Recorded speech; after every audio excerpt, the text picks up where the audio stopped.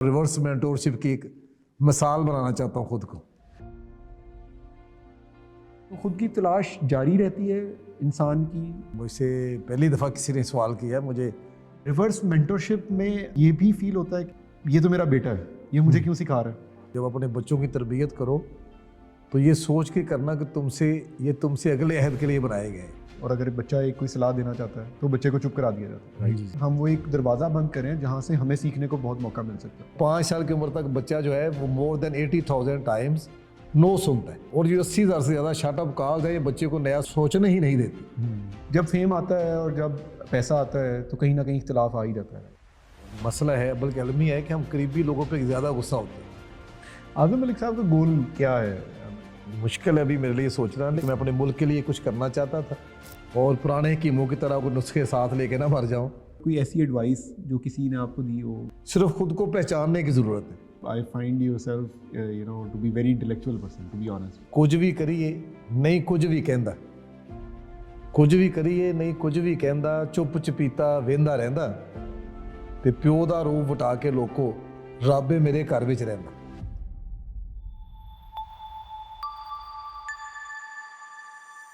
अच्छा सर, एक सवाल है, सबसे पहले मेरा ख्याल है यही होना चाहिए और हर गेस्ट से पूछना जाना चाहिए, और every guest should know about it and I value this question a lot. वो ये कि आज़म मलिक साहब कौन है? I mean apart from future fest के हवाले से तो आपको सब जानते हैं, फ्यूचर फेस्ट के नाम से हवाले से आपको सब जानते हैं, वो एक आपका ब्रीफ इंट्रोडक्शन है, वो आपकी एक डेजिनेशन है।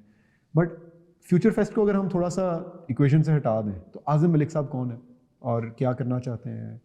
What are his goals? क्या उनकी करंट स्टेज है? कहाँ पे जाना चाहते हैं? माशाल्लाह eight this stage of life लोग जो है वो रिलक्टेंट होते हैं टू डू एफर्ट्स, लोग जो है उन्हें होता है कि यार अब ज़रा आराम से बैठे, आराम से ज़िंदगी गुजारें, जितना जो हमने करना था वो कर लिया। बट एट दिस स्टेज माशाल्लाह you are giving that much efforts, right? मुल्क के लिए कर रहे हैं, सोसाइटी के लिए कर रहे हैं, आप कल्चर के लिए कर रहे हैं। तो उसमें ज़रा मैं थोड़ा जानना चाहूँगा, और मैं काफ़ी I am taking a lot of interest in this question कि आज़म मलिक साहब इन पर्सन कौन है? नहीं, बहुत शुक्रिया, बड़ा मुख्तलिफ और बड़ा अच्छा सवाल है, बड़ा फ़र्क मुझे सोचना पड़ा एकदम से ना कि मैं कहाँ से ख़ुद को ढूंढूं।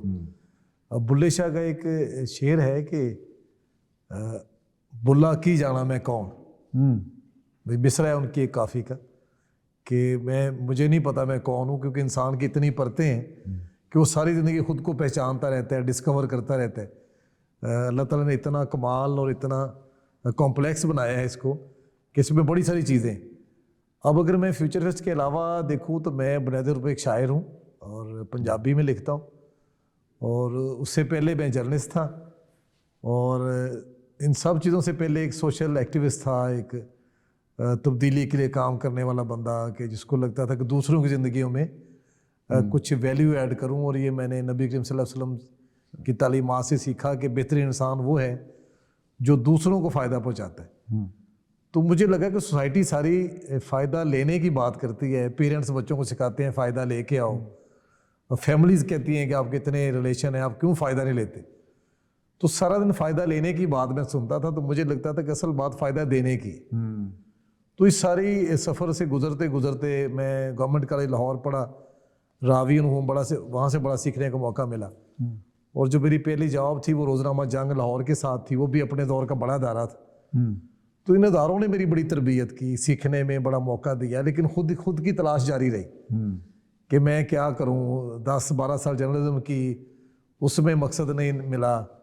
फिर मैं ट्रेनिंग के शोबे में चला गया, इस दौरान मैंने कुछ लोकल पॉलिटिक्स में भी रहा, शेखपुरा से मेंबर ज़िला कौंसल हो गया, लोगों ने बड़ी इज्जत दी, वोट दिए।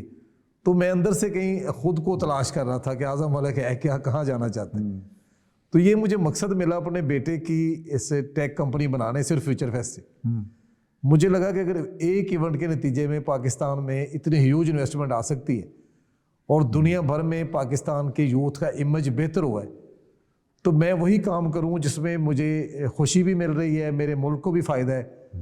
और अगर आपके बेटे का विजन मिशन आपसे ज़्यादा बेहतर और बड़ा है तो उसको अडॉप्ट करने में और फॉलो करने में बंदे को कोई इस तरह की फीलिंग नहीं आनी चाहिए कि शायद मैं कोई छोटा काम कर रहा हूँ या मैं कोई छोटा हो रहा हूँ। तो ये फ्यूचर फेस्ट ने मुझे शनाख्त दी, क्योंकि आईटी का दौर है, डिजिटल रेवोल्यूशन आया हुआ है और लोगों की ज़रूरतें जुड़ गए आईटी से। और तो मुझे लगा कि पाकिस्तानी यूथ को भी जो ज़रूरत है वो उन्हें ये यकीन दिलाना है कि आप में सारी सलाहियतें मौजूद हैं, आप डिजिटली रेबल हो जाएं, ऑनलाइन अर्निंग करें और ना सिर्फ अपनी फैमिलियों को बल्कि इस मुल्क को भी खुशहाल बनाएं।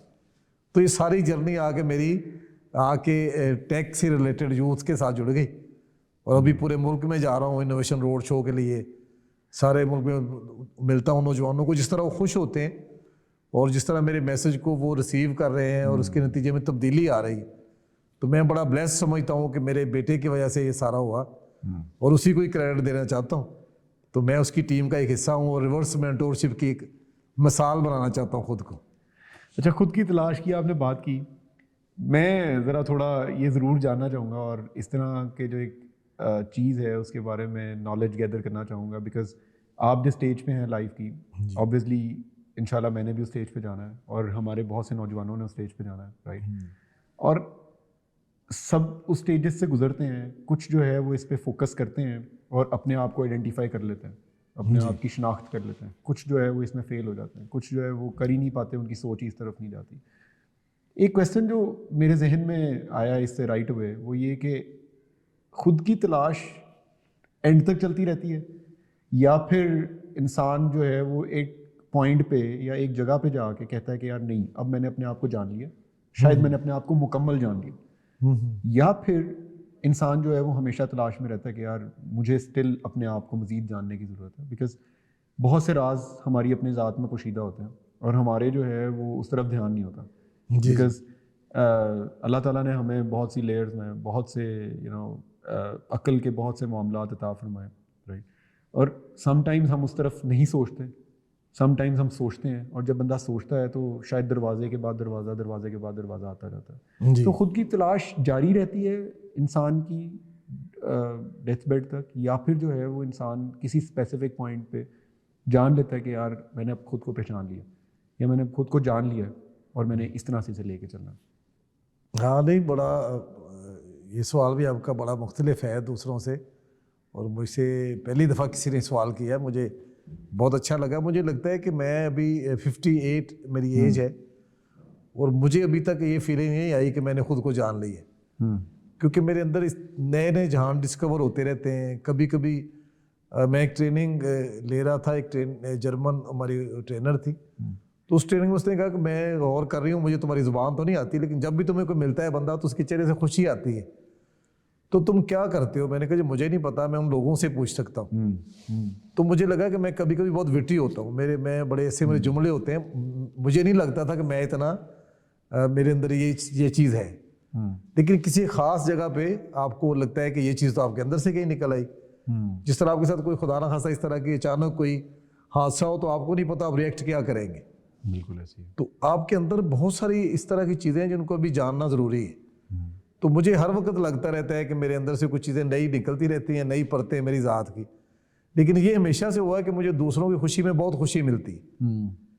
इतना मैं खुद को जान चुका हूँ कि मुझे लगता है कि मैं अगर अपनी ज़ात के इर्द गिर्द घूमता रहता तो शायद मैं अंदर से इतना पीसफुल ना होता, मुझे इतनी खुशी ना मिलती। मैं जिस सिस्टम में होता हूँ कुछ तब्दीली के लिए करता रहता हूँ। इवन देन कि मैं अगर कहीं जाऊँ और मेरे बैग में अक्सर सेल होते हैं जो मैं किसी क्लॉक में डालना चाह रहा होता हूँ, मैं मोस्टली ऑफिस में जाता हूँ तो क्लॉक बंद होता है, किसी घर में जाता हूँ 3 माह से टाइम रुका हुआ है, तो मैंने कहता हूँ कि मैं बैग में कुछ इसलिए रखता हूँ सेल के, मुझे पता है लोगों के पास टाइम नहीं होता, तो वो घड़ी मेरी वजह से चलना शुरू कर देती है। मैं किसी सिस्टम में जाऊँ किसी ऑफिस में तो मेरी ख्वाहिश होती है कि इस ऑफिस में मेरी वजह से कुछ बदलाव आए। अगर हम सब ये सोच लें इंसान के मेरी वजह से मेरे घर में, मेरे मुआशरे में, मेरे ऑफिस में कुछ बेहतरी आए तो सारा मुआशरा बेहतर हो सकता है। और ये खुद को अच्छा संवारने का अमल जो है हमेशा ये रहता है, एक मुस्तकिल एक कॉन्टीन्यूस एक अमल है। तो मैं जब भी देखता हूँ कुछ ना कुछ काम रफू का निकल आता है अपनी ज़ात में, उसको ठीक करता रहता हूँ और ये सफ़र जारी है। और मुझे जहाँ तक मैं पहुँचा हूँ अभी तक तो मुझे वो फुल स्टॉप नहीं मिला, मैं भी कहीं नज़र आया तो फिर ज़रूर आपसे शेयर करूँगा। रिवर्स मेंटरशिप की आपने बात की जी, बहुत ही कमाल की वर्डिंग और बहुत ही कमाल का आपने जो है वो एक कॉन्सेप्ट दिया कि एक फादर जो है वो रिवर्स मेंटरशिप में चला गया अपने सन की प्रोग्रेस की वजह से, अपने बेटे की प्रोग्रेस की वजह से, अपने बेटे की अचीवमेंट्स की वजह से, right? I think this is a great thing. This is a great feeling. I think a father can experience it out, because you know, if a son is bringing that much to a father's pocket, or a father's, you know, achievements, or you know, in the hall, I think that is a huge achievement altogether, right? जी जी अच्छा, reverse mentorship में आके बंदे को ये भी feel होता है कि यार ये तो मेरा बेटा है, ये मुझे क्यों सिखा रहा है। बहुत से ऐसे मामलात होंगे। देखिए, ये सारे वो क्वेश्चंस हैं जो मैं वही कहना चाह रहा हूँ कि मतलब बहुत सी जो यूथ है, obviously we all need to grow. जी जी हम उम्र जो है उसको कभी रोक नहीं सकते। हम सब ने जो है इस एज में तो जाना है, और हम सब ने इंशाल्लाह फादर भी बनना है, राइट। हम सब चाहेंगे कि सबकी जो औलाद है, सबके जो है बेटे या बेटियां, they achieve this sort of success, ji that it becomes, you know, that much encouraging, that it becomes, you know, that much empowering to them, right? तो reverse mentorship में जी कभी ये भी फील होता है कि यार ये तो मेरा बेटा है, ये मुझे कितना सिखा रहा है, या फिर हमेशा यही फील होता है कि यार नहीं, मैं जो है वो बहुत खुशकिस्मत हूँ कि मुझे ऐसा बेटा मिला और जिससे मुझे बहुत कुछ सीखने को मिला। शायद ज़िंदगी में कोई और शख्स भी हो सकता था, बिकॉज रिवर्स मेंटरशिप जो है वो सिर्फ बेटे से तो नहीं आनी, राइट। जी जी वो तो किसी भी शख्स से आ सकती है। वो तो आप उम्र के इस हिस्से में जाके आप आइडेंटिफाई करेंगे कि यार इस शख्स ने मुझे सब कुछ सिखा दिया, राइट। लेकिन बेटे से वो करना और वो बेटे से सीखना, कैसी फीलिंग है, और क्या कहेंगे आप इस बारे में? जी जी जी बिल्कुल। मैं इस पे ये कहूँगा जी, पहले तो रिवर्स मेंटरशिप मैंने कहाँ से सीखी जी।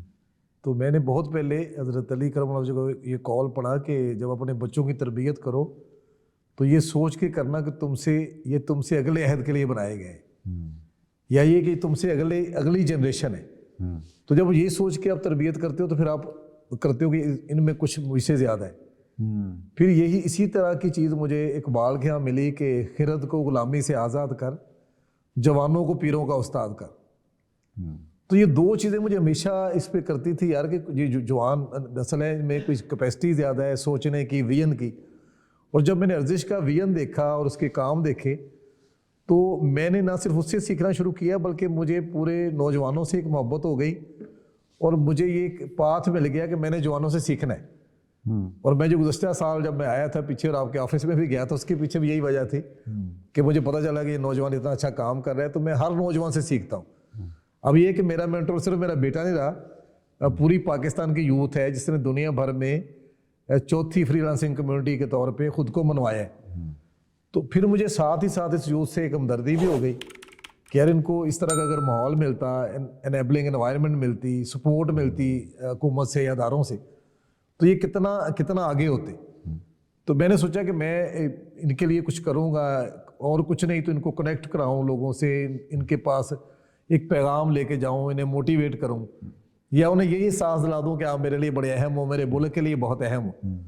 तो वो फिर इसको मैंने ज़िंदगी का मकसद बना लिया। और जो आपने पूछा कि मुझे कभी ये फील नहीं हुआ कि मेरा बेटा ही क्यों सिखा रहा है, अच्छा वो कभी भी इस तरह मुझे जेस्चर नहीं देता, वो हमेशा मुझे अप्रिशिएट करता है। मैं सारी ज़िंदगी लोगों से बेलौस मिलता रहा, और मुझे मेरी फैमिली की तरफ से, बीवी की तरफ से और दोस्तों की तरफ होता कि तुम लोगों को ऐसे ही मिलते रहते हो, वक्त ज़ाया करते हो। लेकिन जब पूरी दुनिया में गया तो मेरे उन्हीं दोस्तों ने उसे सपोर्ट किया, उसको वेलकम किया। तो मुझे हमेशा इनकरेज करता है कि आप लोगों को बगैर लालच के मिलते थे, वो बॉन्ड आपका आज भी कायम है। तो मुझे ये कहता था कि आपने मजीद बेलौस होना है आइंदा ज़िंदगी में, क्योंकि आपको तो पता चल गया सक्सेसफुल है। तो वो हमेशा मुझे इतना एक्नॉलेज करता है मेरी एफर्ट्स को कि वो यही कहता है कि मैं आपसे सीख रहा होता हूँ। और ये हमारे दोनों का है कि हम दोनों एक दूसरे को अपना उस्ताद समझते हैं। वो जब मुझे बैठता है तो मुझसे मेरी चीज़ें सीखता है। और मैं चूँकि ट्रेनर था और यूएनडीपी के साथ काम करता रहा, एंटरप्राइज डेवलपमेंट ट्रेनर था, एंटरप्रेन्योरशिप पढ़ाता था, तो ये छुट्टियों में, मैट्रिक की छुट्टियों में और उसके बाद बहुत अर्सा मेरे साथ रहा। तो मैं जब किसी भी जगह ट्रेनिंग करा रहा था, बेनज़ीर इनकम सपोर्ट प्रोग्राम मैंने बहुत ट्रेनिंग कराई वसीला हक के लिए, तो लोग कारोबार सीखने आते थे, लेकिन उनका होता था कि खाने में दिलचस्पी है, या वापस जाने में दिलचस्पी है, या बोर हो रहे हैं। तो ये बच्चा था, ये शायद सीरियस ले रहा था उन कारोबारी मशकों को, उन बिजनेस आइडियाज़ को। तो इसने वो सारे रेप्लिकेट करके दिखा दिए। तो वो मुझे हमेशा ये एहसास दिलाता है कि मैंने आपसे सीखा, लेकिन जो चीज़ें मेरे पास नहीं थी, जिस तरह मैं कभी ज़्यादा कमा नहीं पाया ना, मैं हमेशा, तो वो अब उसने कमाया भी और मुल्क में लेके भी आया, और उसने वो चीज़ें सिखाई जो मेरे पास मिसिंग थी। तो मुझे लगता है कि मेरी और मेरे बच्चों की एक टीम बन गई। हम एक दूसरे को सपोर्ट कर रहे होते हैं, एक दूसरे को से ताकत ले रहे होते। तो मैं इशफाक अहमद साहब के साथ कुछ अर्सा रहा, उनके साथ मेरा वक्त गुजरा, जाविया वाले जो थे, तो वो कहते थे 2 तारे देखने में मुख्तलिफ लगती हैं, नेगेटिव पॉजिटिव, लेकिन जब 2 इकट्ठी होती हैं तो रोशनी होती है। बिल्कुल। तो मुझे लगता है कि हम दोनों की जो कमियां थी वो नेचर ने एक दूसरे के साथ मिला के पूरी कर दी, और हमें एक इस तरह का मौका दिया कि हम अपने मुल्क के लिए, कम्युनिटी के लिए कुछ कर सके। तो उस पर मैं हमेशा शुक्रगुजार रहता हूँ अल्लाह ताला का, और कि उसने मुझे ऐसा बेटा अता किया। और दूसरा बहरोज़ भी बड़ा बाकमाल है, उसके सारे ऑपरेशंस देखता है, और बेटी है फातिमा, वो BBA कर रही नस्ट में, और वो भी इन दोनों की तरह बहुत ज़हीन है, वो भी सोसाइटी में डिलीवर कर रही होती।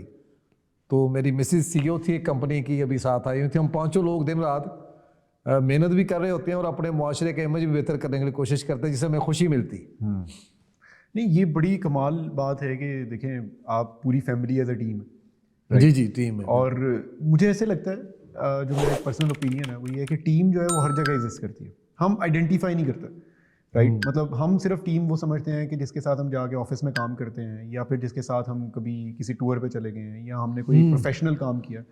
हम ये भूल जाते हैं कि अगर हम सुबह उठें और हमारी मदर या हमारी वाइफ अगर हमें नाश्ता ना दे, ठीक है, अगर हमें उस तरह से अपलिफ्ट ना करे और हमें मोटिवेट करके ऑफिस ना भेजे, और अगर हम ऑफिस जाते हैं तो एक जो स्टाफ मेंबर आके हमारा गेट खोलता है, वो हमारी गाड़ी अंदर को उस तरह लगाए, तो हमारा तो माइंड ये सारे काम करके ही ख़त्म हो जाए, राइट। बिल्कुल। और अगर हम शाम को घर आएँ तो हमारी मदर या हमारे फादर जो है हमें उस तरह से वेलकम ना करें, राइट, तो शायद हम उस तरह से मुश्किलात को, और शायद हम उस तरह से जो है वो प्रॉब्लम्स को फेस ही ना कर पाएँ, राइट। बिल्कुल सही। तो हमें ऐसे लगता है कि हम टीम को अंडर एस्टिमेट करते हैं, और हम टीम को ये कंसिडर करते हैं कि शायद टीम जो है ना वो एक मखसूस जगह पे बैठ के इकट्ठे काम करने का ही नाम है, बट टीम इससे बहुत मुख्तलिफ है, और टीम जो है और टीम वर्क जो है वो हर जगह एग्जिस्ट करता है। बिल्कुल सही। आपने उसको कैसे कैसे कैश करना है वो आप पे डिपेंड करता है, राइट। और आपकी खुशकिस्मती ये है कि आपके लिए टीम जो है वो आपके काम से भी एसोसिएटेड है, और वो अपनी फैमिली है, और वो उसके साथ आपका थॉट प्रोसेस शेयर करना।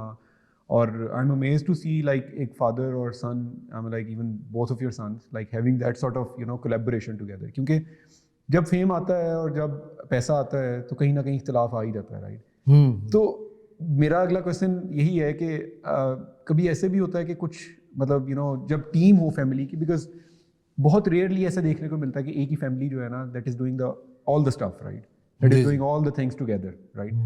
तो not even with you and Arjash but even in the family कुछ इख्तिलाफात आते हैं, और उसको कैसे डील करना पड़ता है, कैसे किया जाता है। कि देखें फैमिली एक रिलेशनशिप भी स्टेक पे है, और एक काम में भी लिंकेज है, तो थोड़ी सी प्रॉब्लम भी बनती है, या वो एक ईजी हो जाता है कि सारी जो है वो फैमिली मेम्बर्स हैं और बात कन्वे करने में आसानी हो जाती है।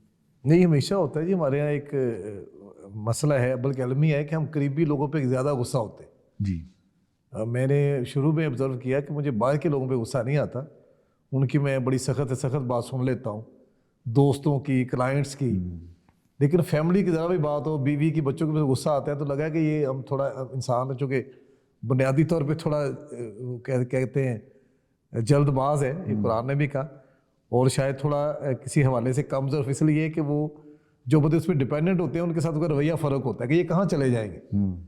तो मैंने थोड़ा सा सीखा, जिस तरह मैंने जो पढ़ा, मुझ में एक अल्लाह ताला खास करम है, गॉड गिफ्टेड है कि मैं क्विक लर्नर हूँ। मैंने कोई बात सुनी और उसको ज़िंदगी का बस तरीका बना लिया।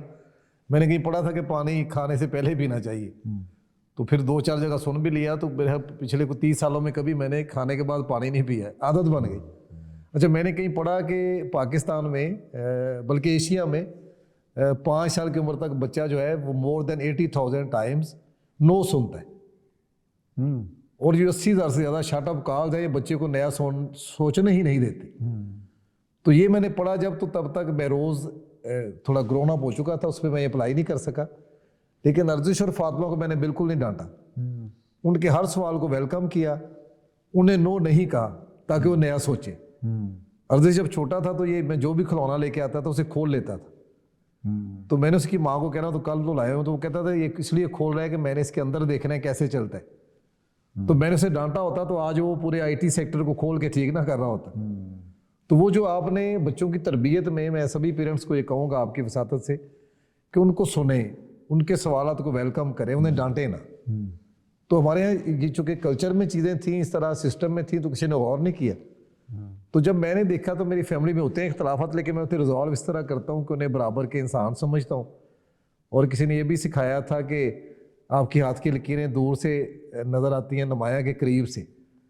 तो मैंने कहा जी करीब से, तो उसने मुझे सिखाया कि अगर आप इस हाथ को यहाँ ले आएँ तो लकीरें नज़र नहीं आती। तो उन्होंने सिखाया कि साइकोलॉजिकली जो लोग आपके बिल्कुल करीब होते हैं उनकी खूबियाँ इनविजिबल हो जाती हैं, वो आपको आम लोग लगना शुरू हो जाते हैं। बहुत खूबसूरत मिसाल। तो मैं अपने करीबी लोगों को कभी कभी दूर करके देखता हूँ कि यार ये कभी मुझसे दूर भी होंगे, तो मुझे लगता है कि ये बड़े अहम लोग हैं। तो वो शायद खुद ही रंग भरने का ना एक शायर के तौर पे काम आता है कि कमियां सब में होती हैं और जब आप टीम में रहते हैं तो पता चलता है, लेकिन फिर उनकी खूबियां आगे ले आता हूँ, उनमें खुद ही रंग भरता रहता हूँ। और मैं शुक्र करता हूँ कि मेरे अपनी बीवी की इसलिए कदर करता हूँ कि ये बच्चे मुझे अल्लाह ताला ने उसके वतन से अता करने थे, और इतने ज़हीन बच्चे और इतनी अच्छी फैमिली। तो मुझे लगता है कि मैं उनकी खूबियाँ हैं ही ज़्यादा। और मेरे दादा मुँह कहा करते थे कि जब तुम फेयर होकर एनालिसिस करोगे तो तुम देखोगे जो तुम्हारे सामने बंदा बैठा है उसमें कोई ना कोई ऐसी एक खूबी ज़रूर है जो तुम में नहीं है। तो ये काफ़ी है उसकी इज़्ज़त करने को और उसको अपने से बेहतर समझने को। और हमारा इस्लाम भी ये कहता है कि आप तब तक मोमिन नहीं हो सकते जब तक दूसरे को अपने से बेहतर इंसान ना समझो। बिल्कुल ऐसे ही। तो ये मैंने सूफियों से सीखा और मेरी ज़ात का हिस्सा बन गया।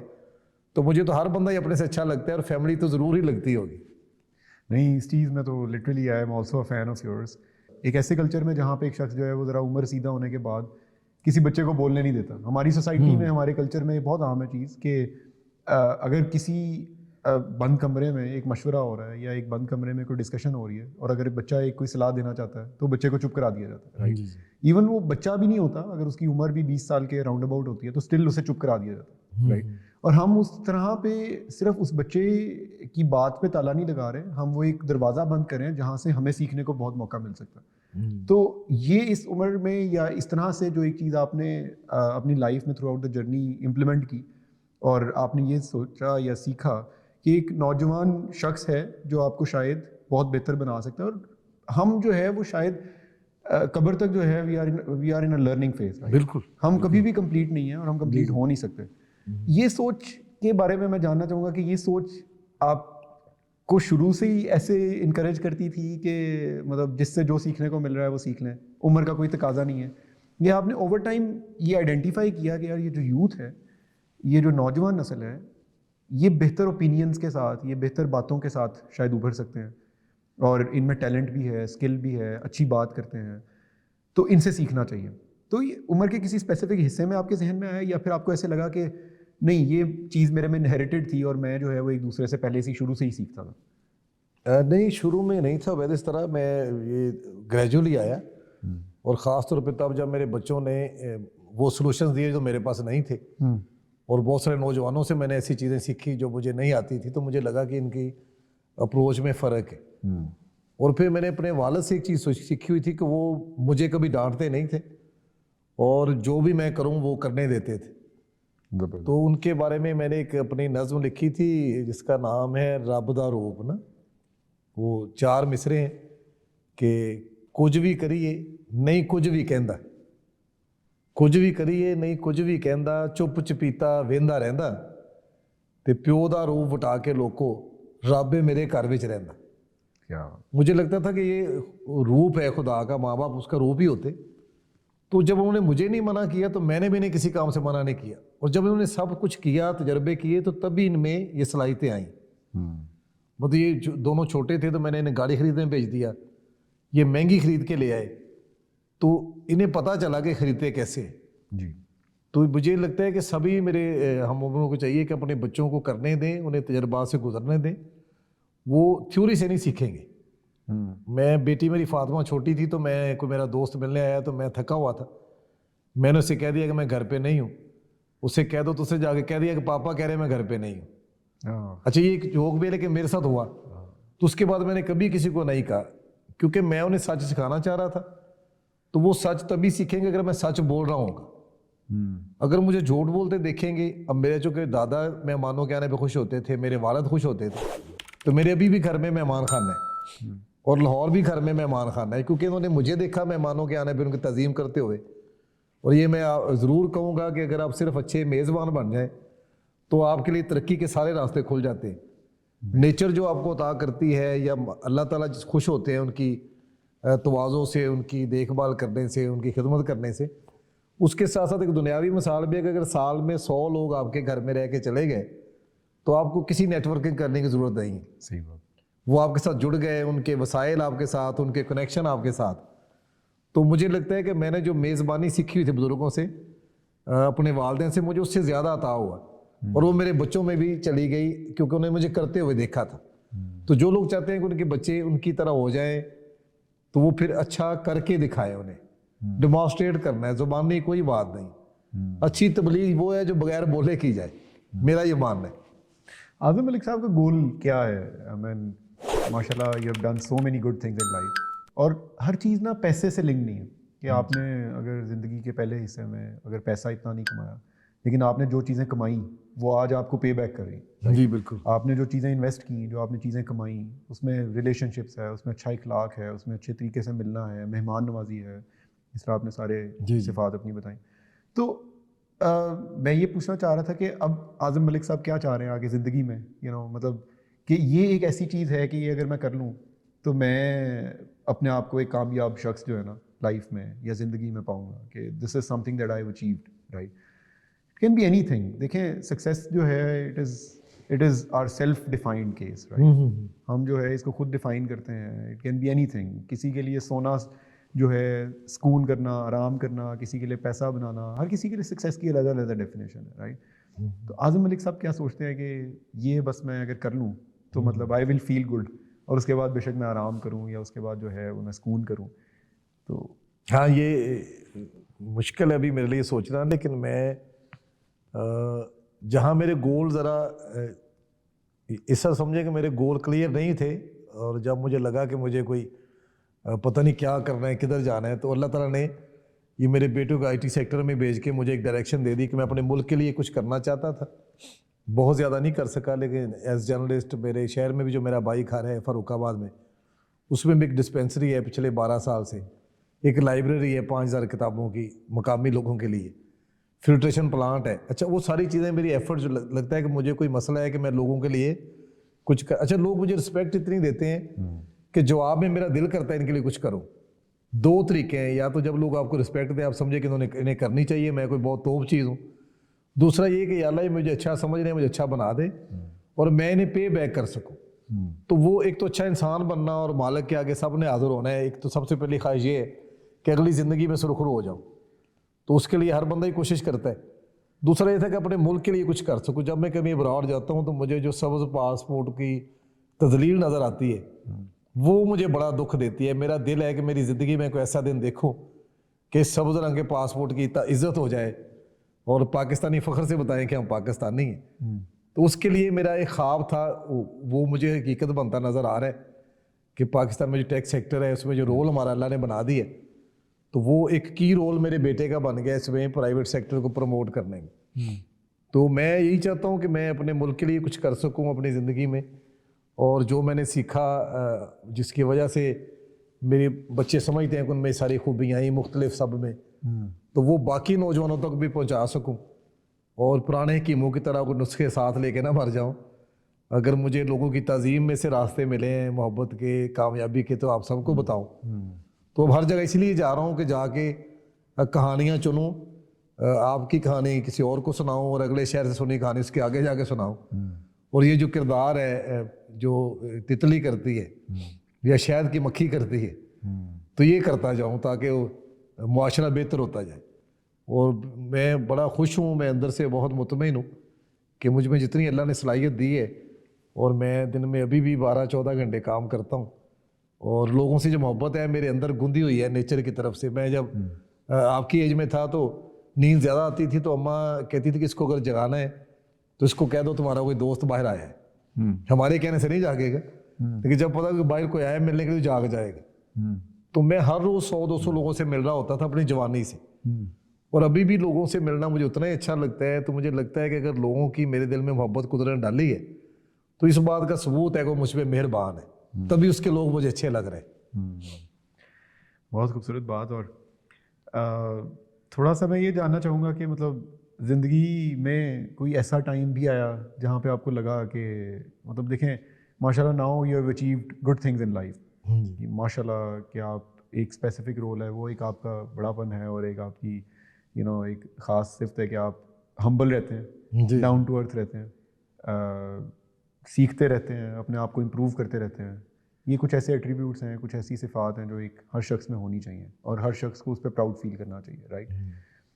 लेकिन ज़िंदगी में कुछ ऐसा वक्त भी आया, कोई ऐसा लम्हा या एक ऐसा इवेंट भी आया जहाँ पे आपको ऐसा लगा हो कि यार ये तो बहुत बड़ा मसला हो गया, क्योंकि हम मतलब जिस तरह की आप फिगर हैं या जिस तरह की हम फिगर हैं और काफ़ी फिगर्स हैं, इंडिविजुअल्स को, लोगों को ऐसे लगता है कि इनकी लाइफ बड़ी स्मूथ गुजरी होगी। आप जो है वो मतलब एक प्राइम गाड़ी से उतरते हैं, मतलब अच्छी जगह पे घर है, बड़ा घर है, माशाल्लाह एजुकेटेड फैमिली है, एजुकेटेड लोग हैं आपकी सराउंडिंग में, तो लोगों को देखने में ये लगता होगा कि बड़ी स्मूथ लाइफ गुजरी है। लेकिन ज़िंदगी में कोई ऐसा लम्हा या ऐसा कोई वाक़या कोई आप बताएं कि जिस पे आपको लगा हो कि ये बहुत बड़ा मसला हो गया, अब जो है ना वो ज़रा थोड़ा मुश्किल हो गया आगे उठना, लेकिन ऑब्वियसली आप जैसे लोग उठते हैं और इसी वजह से तो डिफरेंट कुछ करते हैं और इसी वजह से तो चलते हैं, राइट। तो ये इस क्वेश्चन को पूछने का मकसद ये है कि मुश्किलात जो हैं वो हर किसी की ज़िंदगी में होती हैं। जी जी। कुछ डील करते हैं डिफरेंटली, कुछ को डील करना आ जाता है, कुछ जो है उससे they get out of it, and कुछ जो है वो उसी के अंदर दरमियान में रहता है। तो आपकी ज़िंदगी में ऐसे क्या कोई ऐसी चीज़ है जो टॉप ऑफ द लाइन आपके जहन में हो कि यार ये? नहीं, बिल्कुल है जी, वो बहुत सारे वाक़यात हैं, ज़िंदगी बड़ी ज़िगज़ैग रही। मैं पहला जब मैंने इलेक्शन लड़ा 92 में कौंसलर का शेखुपुरा से ना, तो वो मैं यंग था और लोग मेरे काम को पसंद भी करते थे, और लोग जिसकी समाजी खिदमात से मुतासर होते हैं उसको फिर सियासत में भी ले आते हैं। तो वो इलेक्शन पोलिंग वाले दिन में हार के झगड़ा हो गया पोलिंग पे, और मुखालिफ ज़रा लड़ाई में उस तरह ज़्यादा तगड़े थे। अच्छा। तो वो उस लड़ाई की वजह से मैं वो इलेक्शन हार गया थोड़े से वोटों से। तो वो मुझे इतना यकीन था जीतने का और इतनी ख्वाहिश थी, इतनी मेहनत की हुई थी कि मैं डिप्रेशन में चला गया। उसके बाद मुझे बड़ा निकलना मुश्किल हो गया कि मुझे लगता था कि हर चीज़ जो है ना ये मेरे इख्तियार में क्यों नहीं, मैंने इतनी मेहनत की और पोलिंग डे मैं नहीं संभाल सका। क्योंकि वो इस तरह की प्रैक्टिस होती हैं कि वो आप बहुत पॉपुलर भी हैं तो वो दिन जो है ना वो आपको हरवा सकते हैं। तो उसके बाद काफ़ी मुझे लगा, फिर मैंने मेहनत की और उससे अगला इलेक्शन मैंने फिर जीता, और उसके बाद मेंबर ज़िला कौंसिल भी रहा। दूसरा, मैंने एक सच बोला था, किसी एक बंदे की सपोर्ट की तो कोई मकामी तौर पे राइवलरी बन गई और मुझे अपना घर छोड़ना पड़ा कुछ अरसे के लिए। तो बच्चों को भी था कि नहीं यहाँ से कहीं शिफ्ट करूँ क्योंकि दुश्मनी है और ख़तरा है। तो उनको भी वहाँ से लेके निकला और एक अरसा अपने घर नहीं जा सका। तो एक सच बोला था, उसकी कीमत दी, और उस वक्त बड़ा मुश्किल लगा। फिर जब वर्जिश ने कंपनी बनाई 18 साल की उम्र में, तो तब इतने पैसे नहीं थे। ये 2016 की बात है या 17 के शुरू में। तो मैंने अपनी गाड़ी बेच दी 10 लाख की, एक्सेल आई थी जो ट्रेनिंग्स के पैसे जमा करके ली थी और अपनी सेविंग। तो वो गाड़ी चूँकि दोस्तों को पहुँचाती थी, मुझे लोगों से मिलवाने के लिए मदद करती थी, बड़ी प्यारी थी मुझे। तो इसने कहा मैंने कंपनी बनानी है, तो मैंने वो बेच दी। तो तब मुश्किल लगा, इसको 6 लाख दिए, इसने उससे वो कंपनी बनाई और आज माशाल्लाह इसने मुझे फॉर्च्यूनर गिफ्ट की है। तो वो ये 2-3 ऐसे मौके थे जो बड़े मुश्किल थे। फिर मैं अपनी वालदा के साथ बहुत अटैच था। वालिद की भी जो वफ़ात का सदमा बहुत था, लेकिन वालदा तो मेरे साथ ही होती थी हर वक्त। तो गुज़श्ता साल उनका विसाल हुआ, उनका इंतकाल हुआ, तो ये मेरे लिए बहुत ही सख्त था वक्त, क्योंकि वो हर ट्रेनिंग में हर शहर में मेरे साथ होती थी। तो ये उन्हीं की दुआओं का समर है कि मेरे ख्वाब इतनी जल्दी पूरे हुए, और वो उन्हीं की दुआ की वजह ही थी शायद कि फ्यूचर फेस्ट होते ही, मतलब फ्यूचर से पहले हम बिल्कुल एक जिस तरह होता है बंदा मेहनत कर रहा है, स्ट्रगलर है, लेकिन उस इवेंट की कामयाबी के फ़ौरन बाद हर चीज़ हमारे लिए आसान हो गई, दुनिया भर में ब्रांड बन गया। तो मेरा इसमें एक और बात भी मानना है कि जब आपकी कामयाबी 10% होती है या 100% होती है, तो आपको लगता है मैंने बड़ी एफर्ट की है, मैंने ये किया है, मैंने कैलकुलेशन आप करते। अगर आपको कामयाबी आपकी 1000x हो, आपकी तोक़ों से बहुत ऊपर आपको इज्जत मिले, तो फिर आपको यकीन हो जाता है कि ये करम ही है, ये कोई मेरी एफर्ट नहीं है। तो मुझे लगता है कि जिन लोगों से मैं मिलता हूँ, जो मुझे मोहब्बत करते हैं, उनकी दुआएं हैं और मेरे वालिदैन की दुआएं हैं कि जो ये करम है ये एफर्ट से नहीं है। मैं जब देखता हूँ तो मुझे एफर्ट से ज़्यादा रिवार्ड नज़र आता है।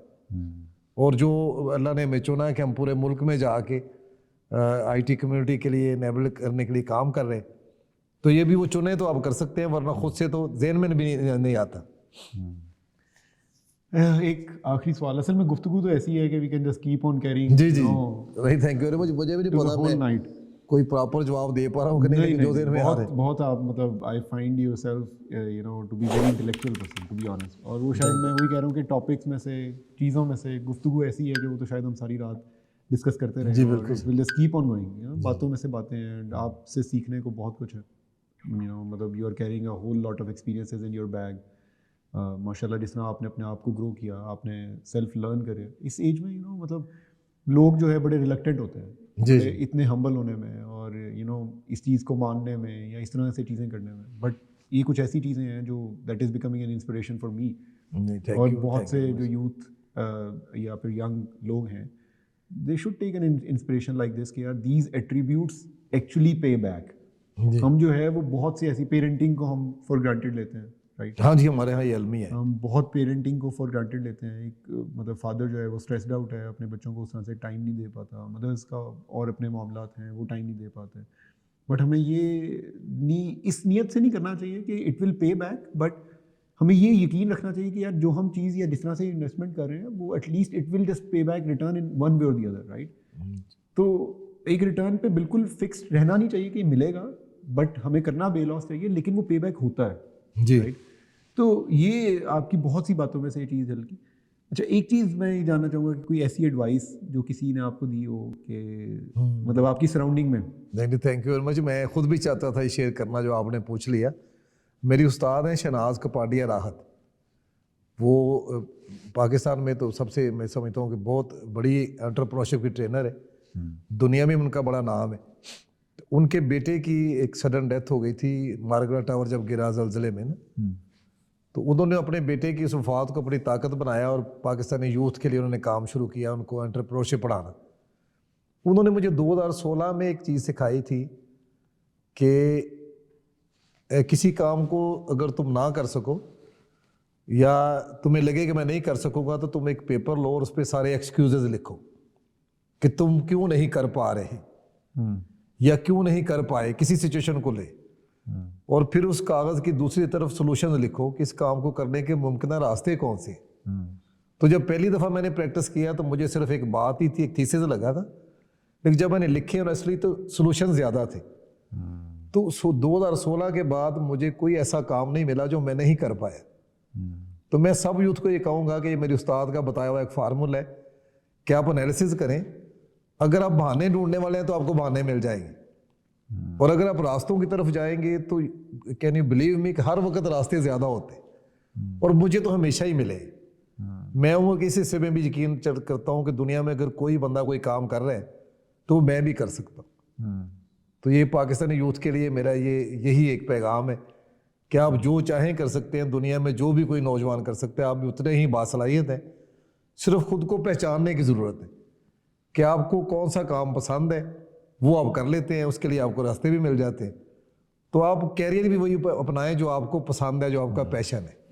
इस पे बड़े कुछ अरसा लग जाए तो जो ज़बरदस्ती के बनाए डॉक्टर होते हैं उनके हाथों मरीजों की अक्सर मौतें होती हैं, और जो ज़बरदस्ती के इंजीनियर होते हैं उनके बनाए हुए पुल गिर जाते हैं क्योंकि दिल से काम नहीं करते।